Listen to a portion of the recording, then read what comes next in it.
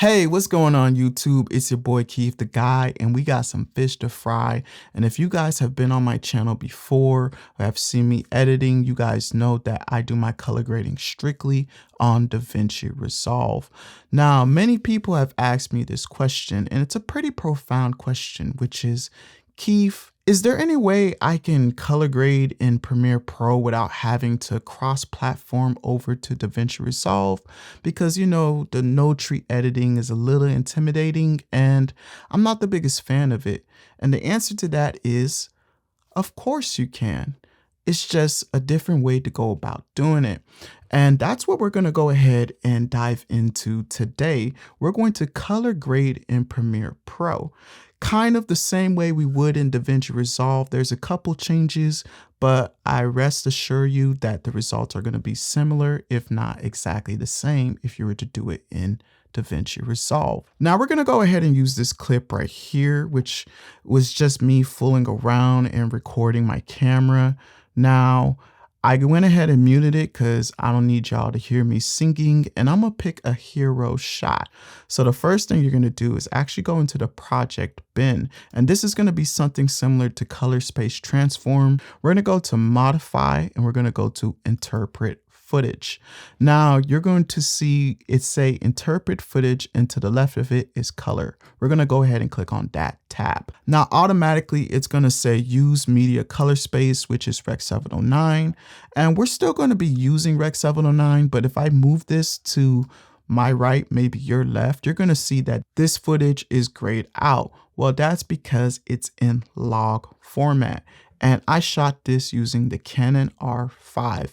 Now be mindful, there's only a limited amount of color profiles that Premiere Pro provides, far less than DaVinci Resolve, but luckily for me, they have Canon R5 color profiles on here. So you're gonna go to override, media color space, and by the way, I'm gonna leave a link to this clip down below. Hopefully I remove the audio so you guys don't hear my horrible singing, so you guys can go ahead and follow along with me. We're gonna change this from Rec 709, and we're gonna go ahead and go to Canon Log 3 Cinema Gamut, because that's what I shot this in. And we're gonna press OK. So what I'm gonna do is I'm gonna create an in and an out point. Don't need too much of that footage. And I'm actually going to drag it on this little paper down below to create a new sequence. And boom, we already have the color space transformed. And we're gonna go over here to our panel and we're gonna dabble with it a little bit more. So the first thing I want you to do before we get into the Lumetri color is go to Lumetri scopes. All right, now that we got that all out the way, I'm gonna go ahead and show you guys what it's looking like in Premiere Pro in comparison to DaVinci Resolve.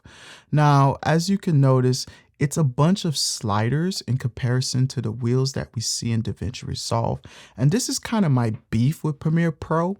These sliders to me is far more limited and less dynamic than what DaVinci Resolve has to offer, but we're still going to work with it, and I can guarantee you we can get a similar, if not the exact same results as we would if we were to edit this in DaVinci Resolve.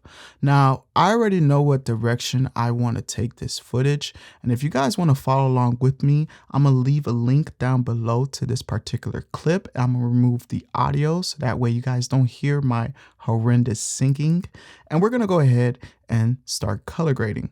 So the first thing I know I want to do is cool down the image.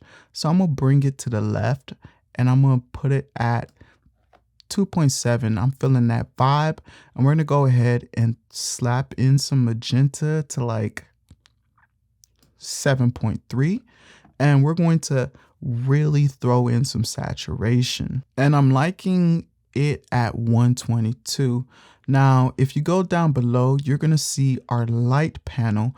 Now, this is similar to lift, gamma, gain, and offset. I want to bring my exposure up to like 0.6, and I never really like touching the contrast slider here on Premiere Pro. I just think it's a little bit murky and I have more control if I were to create an S-curve, which is what I'm going to do later on. So we're going to go ahead and skip the contrast and move over to the highlights. And I already know I want to bring those highlights down a lot. So I'm going to bring this slider over to like 0.12 and I'm going to bring out the shadows a smidge. And I think 6.6 is where my sweet spot would be. I'm going to skip the whites and the blacks because I feel like that's something I can control in my S-curve as well. And we're going to skip the creative. If you want to dabble in that, you can. So we're going to go ahead and move over to our curves. And we're going to go to our RGB curve. And we're going to create an S-curve. Now we're going to press on this white, meaning we're only affecting the luminance and not the RGB. And we're going to create our S-curve. We're going to bring the darks and the shadows down and the highlights up. And then we're going to bring our mid-range a slight bit up as well. And we're going to bring our highlights further away and bring our shadows further down. And then we're going to turn it off, turn it on.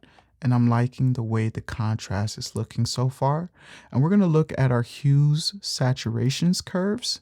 And I'm going to see, I'm going to create 2 points in between our blues.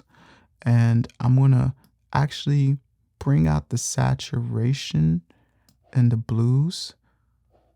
And I'm going to create 2 points in between our reds and our yellows because I know that's where my skin's going to fall. And I'm going to peel away some saturation from my skin. That way it's not looking overly orange like an Oompa Loompa. And I'm going to skip my hue versus hues. I'm liking how that's looking right now. But I am going to attack my hue versus luminance, which I'm going to go ahead and darken my skin by creating those 2 points again and bringing it down. Let's see how it looks up. Nope. Yep. We're going to bring it down. And we're going to actually bring our blues and cyans up. Or should we bring it down? Let's bring it down a little bit. And I know I like my whites and my blacks absolute. So we're going to, no, let's not touch that. And I'm kind of liking how that's looking right now. And what we basically did, just to run it back by you again, is we adjusted our white balance, our light, and we created an S-curve here. And then we adjusted our hues versus saturations and our hues versus luminance. And then we're actually going to just go down. The last thing that I'm actually going to just do is actually put some vignette. Now there's a better way to add vignette into your video. I'm gonna leave a link up above or down below so you guys can see the proper way to create a vignette in Premiere Pro, but I'm just gonna go ahead and use the Lumetri panel for this one. So I'm gonna bring my amount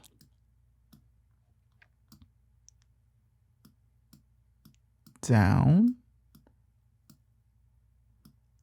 I think I'm liking this, and I'm gonna feather it out by a lot. Bring up our roundness, bring it down. So this is how it looks when it went from log to Rec 709. And this is the color grade I gave. I think it's kind of good for what it's worth. If one day I just felt like, hey, I don't want to cross-platform. I just want to do everything strictly in Premiere Pro because this is where I do my cutting and editing. Then this is the way I would go when it comes down to color grading. basically do my color space transforming by interpreting that footage and dabbling around with the Lumetri color. Hopefully this video was beneficial, and if it was, go ahead, give it a thumbs up. And if you haven't subscribed already, come on, join the gang.